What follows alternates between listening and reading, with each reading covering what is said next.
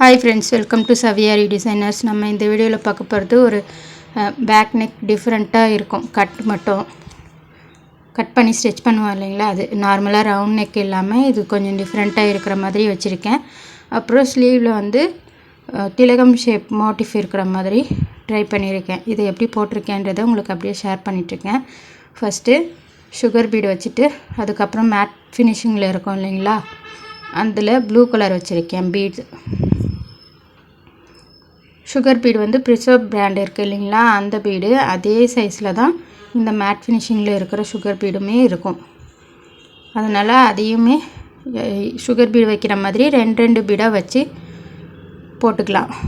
இப்போ திரும்ப சுகர் பீடே ஒரு லைன் கொடுக்குறேன். அதுக்கப்புறம் ஒரு பெரிய பீடு கொடுக்கலாம். இது வந்து நான் காப்பர் தான் போடுறேன். சுகர் பீடும் காப்பரில் தான் கொடுத்துருக்கேன், ஜரியும் காப்பரில் தான் கொடுத்துருக்கேன். அடுத்தது பெரிய பீட் போட்டுட்ருக்கேன், அதையும் காப்பரில் தான் கொடுக்குறேன். எல்லா மெட்டீரியலுமே காப்பர் பீடு. சரிங்களா, ஒவ்வொரு பீடுக்காக ஸ்டிச் பண்ணிக்கிறேன். இந்த டிசைன், இந்த ப்ளவுஸு எனக்காக தீபாவளிக்காக நான் டிசைன் போட்டுட்ருக்கேன். அதனால் நெக்லைன் கொஞ்சம் பட்டையே இருக்கிற மாதிரி தான் போட்டிருக்கேன். அந்த பெரிய பீட் போட்டதுக்கப்புறமா ஒரு லைன் சுகர் பீட் கொடுத்துருக்கேன். இதுக்கப்புறம் சென்டரில் மார்க் பண்ணிவிட்டு அதுக்கப்புறம் லெஃப்ட்லேயும் ரைட்லேயும் ஒரு இன்ச் இருக்கிற மாதிரி மார்க் பண்ணியிருக்கேன். ஃபஸ்ட்டு சென்டரில் மார்க் பண்ணிவிட்டு தான் அதுக்கப்புறம் இந்த மாதிரி மார்க் பண்ணணும்.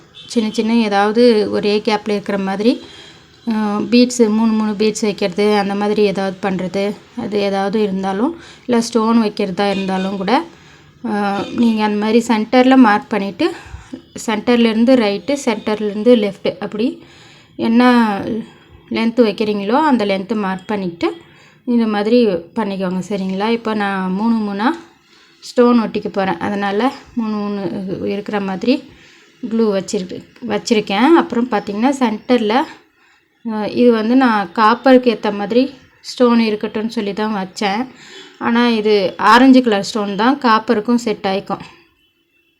சாரீ வந்து ஆரஞ்சு கலர், அதனால் அதுக்கும் செட் ஆகிடுச்சு. இது சென்டரில் ஃபஸ்ட்டு 2 ஆரஞ்சு கலர் ஸ்டோன் கீழே இருக்கிற மாதிரியும் மேலே வயலட் கலர் ஸ்டோன் இருக்கிற மாதிரியும் ஒட்டிட்டு பக்கத்தில் ஆப்போசிட்டாக மாற்றுறது.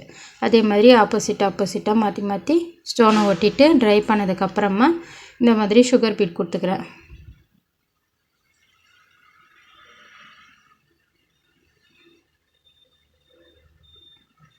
கொஞ்சம் கேப் மட்டும் பார்த்து அந்த ஸ்டோன் ஒட்டிக்கிட்டிங்கன்னா உங்களுக்கு அந்த சுகர் பீடு வைக்கிறதுக்கு ஈஸியாக இருக்கும். இந்த மாதிரி ஃபிட்டிங் ஃப்ரேம் ஸ்டோன் இருக்குது இல்லைங்களா, இந்த ஸ்டோனை தான் எடுத்திருக்கேன், கிளிப் ஸ்டோனு. அதில் வந்து நார்மல் நீடில் த்ரெட்டு டபுள் ஸ்டாண்டாக எடுத்து மிஷின் த்ரெட்டு தான் போட்டிருக்கேன். எடுத்துக்கிட்டு அதில் வந்து அந்த ஹோல்ஸ் இருக்குது இல்லைங்களா, அந்த ஹோல்ஸ் வழியாக விட்டு எடுத்து ஸ்டிச் போடுறேன். நான் 2 டைமாக போடுறேன். ஒவ்வொரு ஹோல்ஸுக்குமே 4 ஹோல்ஸ் இருக்கும். ஒரு வழியை விட்டு இன்னொரு வழியை எடுக்கணும் நீடிலவை. அந்த மாதிரி அதே இடத்துல 2 டைமு, ஆப்போசிட்டில் இருக்கிற ஹோல்ஸ்லேயே 2 டைம், அந்த மாதிரி 4 டைம் போட்டு டைட் பண்ணியிருக்கேன். ஏன்னா அந்த ஸ்டோன்ஸ் வந்து ஆடுது, அதனால் நான் 2 டைம் போட்டும் கூட அது ஆடுற மாதிரி தான் இருக்குது. அதனால் இன்னும் கொஞ்சம் டைட்டாக இருக்கட்டும் சொல்லி அதை வந்து டபுள் டைமாக நல்லா டைட்டாக இருக்கட்டும்னு போட்டிருக்கேன் ஸ்டிச்சை. அதுக்கப்புறம் பார்த்திங்கன்னா அதோடைய கேப்பில் இந்த மாதிரி 3 சுகர் பீடு வச்சுட்டு ஒரு பெரிய பீடு ஒயிட் கலர் பீடு வைக்கிறேன். 2 பீடு ஃபஸ்ட்டு 2 சுகர் பீடுக்கு ஒரு ஸ்டிச்சு, அப்புறமா ஒரு சுகர் பீடுக்கு ஒரு ஸ்டிச்சு, அப்புறம் பெரிய பீடுக்கு ஒரு ஸ்டிச்சு, அந்த மாதிரி போட்டு நாட்டு வச்சுக்கிறேன். உங்களுக்கு வேணும்னா அதிலேருந்து ஜாயின் கீழே வந்துட்டு கூட போடலாம். இது வந்து கொஞ்சம் லென்த்தாக இருக்கிற மாதிரி இருக்குது, அதனால் நான் ஒவ்வொரு பீடுக்குமே ஒவ்வொரு லென்த் வச்சுட்டு அந்த ஒயிட் பீடு வச்சதுக்கப்புறமா நாட் போட்டுட்டு தான் அடுத்தது ஸ்டார்ட் பண்ணிக்கிறேன். இந்த மாதிரி எல்லா கேப்லேயுமே போட்டுக்கலாம். கண்டிப்பாக நாட்டு வச்சுட்டா கொஞ்சம் எனக்கு அந்த லென்த்தாக இருக்கிறதுனால தெரியும் அப்படின்னு சொல்லிட்டு அந்த மாதிரி வச்சுருக்கேன், நாட் போட்டிருக்கேன். இப்போ பார்த்திங்கன்னா இந்த ஸ்லீவோட லென்த்து 7 இன்ச்சஸ் இருக்குது. அதில் மேலேருந்து 3 இன்ச்சுக்கு மார்க் பண்ணியிருக்கேன். சரிங்களா, மேலேருந்து கரெக்டான அளவில் 3 இன்ச்சுக்கு மார்க் பண்ணியிருக்கேன். அதே மாதிரி ஸ்ட்ரெயிட் லைன் மார்க் பண்ணுறேன். இப்போது ஸ்ட்ரெயிட் லைன் எங்கே இருக்கோ அதை மார்க் பண்ணிவிட்டு அந்த சென்டரில் இந்த கிளிப் ஸ்டோன் திலகம் ஷேப்பு கிளிப் ஸ்டோன் வைக்கிறேன். இதுலேயும் அதே மாதிரி 4 ஹோல்ஸ் தான் இருக்கும். இதுக்கும் நான் அதே மாதிரி ரெண்டு டைமாக டைட் பண்ணி ஸ்டிச் போட்டுக்கிறேன். கரெக்டாக வச்சு ஸ்டிச் போடணும். இது வந்து அப்படியே ஒட்டாமல் கையில் பிடிச்சிக்கிட்டே ஸ்டிச் போடுறோன்றதுனால மூவ் ஆகும். அப்படி மூவ் ஆகும்போது நமக்கு கிராஸாக வர வாய்ப்பு இருக்குது. ஸோ கொஞ்சம் பார்த்து டைட் பண்ணிக்கோங்க. ஃபஸ்ட்டு மேலேயும் கீழேயுமே ஒவ்வொரு ஸ்டிச்சு போட்டுட்டு அதுக்கப்புறமா போட்டுக்கோங்க. சரிங்களா? இப்போ நான் இதுக்கு யூஸ் பண்ணுறது வந்து மிஷின் த்ரெட்டே தான் 4 ஸ்ட்ராண்ட்ஸாக எடுத்து டைட் பண்ணிக்கிறேன். கீழே போட்டேன் இல்லைங்களா, அதுக்கு வந்து 2 ஸ்ட்ராண்ட் தான் எடுத்தேன். இதுக்கு வந்து பெருசாக இருக்குதுன்னு சொல்லிவிட்டு 4 ஸ்ட்ராண்டு மிஷின் த்ரெட் எடுத்து டைட் பண்ணிக்கிட்டு அதுக்கப்புறமா அதை ஒட்டியே போடாமல் அதுக்கப்புறம் லைட்டாக ஒரு கேப் விட்டுட்டு சுகர் பீட் போடுறேன். இப்படி போட்டாலுமே கூட ஃப்ரேமில் இருந்து ரிமூவ் பண்ணி பார்க்கும்போது கேப்பு விடாமல் போட்டிருந்த மாதிரி தான் இருந்தது. அதனால் லைட்டாக கேப் விட்டுட்டு போடுங்க இந்த மாதிரி கிளிப் ஸ்டோன் யூஸ் பண்ணுறீங்கன்னா. ஏன்னா கிளிப் ஸ்டோன் வந்து எம்போஸ்டாக பெருசாக இருக்கிற மாதிரி தெரியும் வெளியே. சரிங்களா? அதனால் கேப் விட்டுட்டு போடலாம். இல்லாட்டி அந்த சுகர் பீட் போடாமல் இப்போ நான் போட்டுட்ருக்கேன் இல்லைங்களா, அந்த மாதிரி பெரிய பீடு ஃபஸ்ட்டு போட்டோன்னா கரெக்டாக மர்ஜ் ஆகிக்கும். அதுக்கு சுகர் பீடு வச்சுட்டு ஒரு லைனு, அதுக்கப்புறமா பெரிய பீடு நெக்லைன் யூஸ் பண்ணியிருக்கிறேன். அந்த சைஸ் பீடு தான் இதுக்குமே யூஸ் பண்ணுறேன். கரெக்டாக ஷார்ப் மட்டும் பார்த்து கண்டினியூவாக போட்டுக்கலாம். சரிங்களா? உங்களுக்கு வேணும்னா ஒவ்வொரு அந்த ஷேப் கொடுக்கும்போதும் நாட் போட்டுட்டு அடுத்த லைன் ஸ்டார்ட் பண்ணிக்கிற மாதிரி பாருங்கள். நான் அப்படியே ஒவ்வொன்றுக்கு நாட் போட்டிருப்பேன், ஒன்றுக்கு அப்படியே கனெக்ட் பண்ணி போட்டிருப்பேன். அடுத்தது சுகர் பீட் போட்டுட்டு அடுத்தது வந்து இந்த ப்ளூ கலர் நெக்லைன் போட்டேன் இல்லைங்களா, அந்த ப்ளூ கலர் சுகர் பீடவை ஒரு லைன் கொடுத்துக்கிறேன். அது முடிச்சுட்டு திரும்ப ஒரு சுகர் பீட் கொடுத்துருக்கேன். கொஞ்சம் அந்த ஷேப் மட்டும் ஃபஸ்ட்டு அந்த ஸ்டோன் ஒட்டினோம் இல்லைங்களா, அதுலேருந்து அடுத்தடுத்த லைன் மாறும்போது அந்த ஷார்ப்பு வர கொஞ்சம் கிராஸ் ஆகிற மாதிரி இருக்கும். நம்ம வந்து அந்த திலகம் ஷேப்போடைய ஷார்ப்பு வச்சது ஒரு இடத்துல இருக்கும், அந்த ஸ்டோனோடைய ஷார்ப்பு வச்சது ஒரு இடத்துலையே இருக்கும். நம்ம முடிச்சுட்டு பார்க்கும்போது அந்த ஷார்ப்பு ஒரு இடத்துலையே இருக்கும். யாருக்கெல்லாம் அந்த மாதிரி வரும்னு சொல்லிட்டு கமெண்ட் பண்ணுங்கள். சரிங்களா?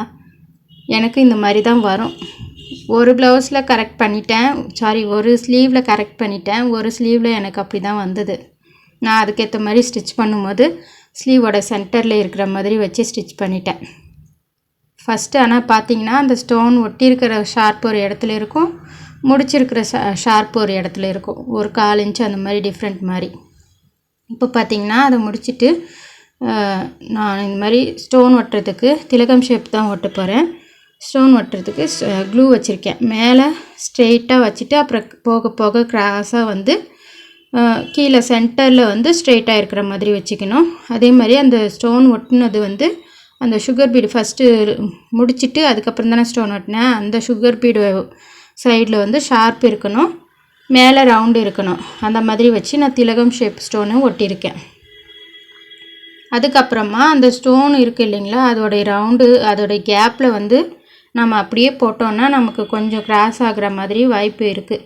உங்களால் போட முடியும்னா கண்டிப்பாக போட்டுக்கலாம், பிரச்சனை இல்லை. எனக்கு ஸ்ட்ரெயிட்டாக நான் அந்த ஷேப் கொடுத்துப்பேன் அப்படின்னா போட்டுக்கோங்க. இல்லாட்டி இந்த மாதிரி நான் போட்ட மாதிரி ட்ரா பண்ணிவிட்டு அப்புறம் போட்டிங்கன்னா கரெக்டாக ஷேப் வரும் அந்த திலகம் ஷேப்பு.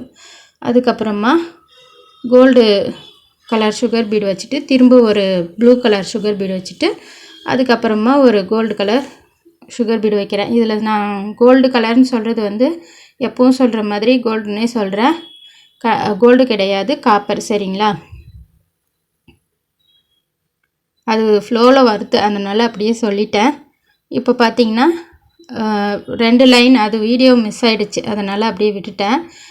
2 லைன் கீழே அந்த திலகத்தோடைய பாதி மட்டும் எடுத்துக்கிட்டு அதில் வந்து இந்த மாதிரி 2 லைன், ஒரு லைன் ஸ்டார்ட் பண்ணி எண்ட் பண்ணிவிட்டு அடுத்த லைன் அதிலிருந்து ஒரு பீடு கீழே இருந்து ஸ்டார்ட் பண்ணி எண்ட் பண்ணிக்கிட்டு அதுக்கப்புறமா அதே மாதிரி அடுத்த லைனும் ஒரு பீடு விட்டுட்டு ஒரு பீடும் ஒரு சுகர் பீடும் வச்சு அரும்பாக போட்டிருக்கேன். அந்த பீடு வந்து நெக்லைனில் போட்டிருக்கேன் இல்லைங்களா, அதை விட பெரிய சைஸ் பீடு, அதை யூஸ் பண்ணி தான் அந்த 3 லைனும் போட்டிருக்கேன். அதுக்கப்புறமா மேலே இந்த மாதிரி ஒரு 1/4 இன்ச்சுக்கும் மேலே இருக்கிற மாதிரி ஒரு ஸ்டோன் ஒட்டிட்டு அதுக்கு மேலே சுகர் பீடு, அதுக்கு அவுட்லைனாக சுகர் பீடு கொடுத்துட்டு திரும்ப இந்த ப்ளூ கலர் சுகர் பீட் கொடுக்குறேன். கரெக்டாக அந்த ஷார்ப் மட்டும் நோட் பண்ணிக்கோங்க. ரொம்ப லென்த்தாக போட்டிங்கனாலும் லென்த்தாக போயிடும். கரெக்டாக இருக்கிற மாதிரி போட்டிங்கன்னா திலகம் ஷேப்பு நல்லா வரும். இல்லாட்டி லென்த்தாக வச்சிங்கன்னா நீட்டாக வரும் இல்லைங்களா, அந்த மாதிரி வந்துடும். இப்போ அடுத்தது சுகர் பீடு காப்பர் கலர் வச்சுட்டு அதுக்கப்புறமா அதிலிருந்து அதே மாதிரி ஒரு பாதிக்கு இருக்கிற மாதிரி இந்த மாதிரி நான் பெரிய பீடு வச்சுக்கிறேன். அது நெக்லைனில் யூஸ் பண்ணேன் இல்லைங்களா, அந்த சைஸ் பீடு வச்சு யூஸ் பண்ணியிருக்கேன். இவ்வளோ தான் இந்த டிசைன். இதில் நெக்லைன் இருக்குது இல்லைங்களா, அந்த நெக்லைனே தான் பேக்குக்கும் போட்டிருக்கேன். ஆனால் அதோடைய டிசைன் நார்மலாக ரவுண்டு அந்த மாதிரி இல்லாமல் போட்டிருக்கேன். இதுக்கு திலகம் ஷேப் ஸ்டோன் ஒட்டி அரும்பு போட்டிருக்கேன் புட்டாஸு. இது பேக் நெக்கு.